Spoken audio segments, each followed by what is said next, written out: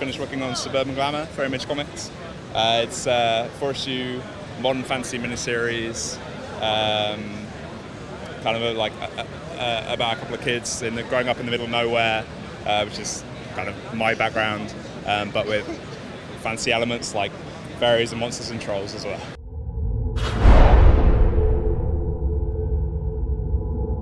It starts off in issue 1, kind of introducing the characters of Astrid and Dave, who are the two main characters. At school, you kind of see their life, nothing really happening, they're kind of bored with what's going on. And then strange things start happening. After a party, Astrid wakes up in the middle of the night and her two imaginary friends from childhood turn up in her room. As a teenager, she's like, what's going on? And then things get weirder from there.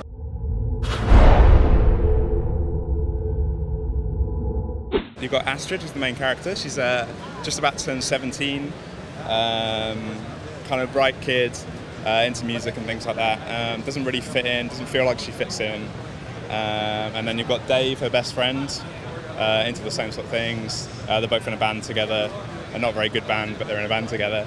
And then you've got Aubrey, who is a 30-something woman from New York who turns up in town, opens up a clothes store.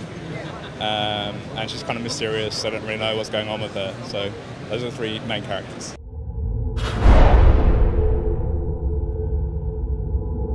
I came up with the story a few years ago. It's kind of like a metaphor for my experiences growing up. In the middle of nowhere, kind of bored, not knowing what I was going to do.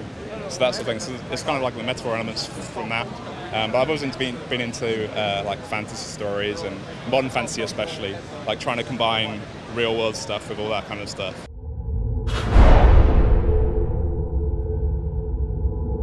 We're working on Phonogram 2 at the moment.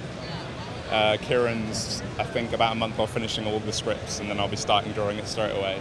And that's a modern day piece rather than about Britpop.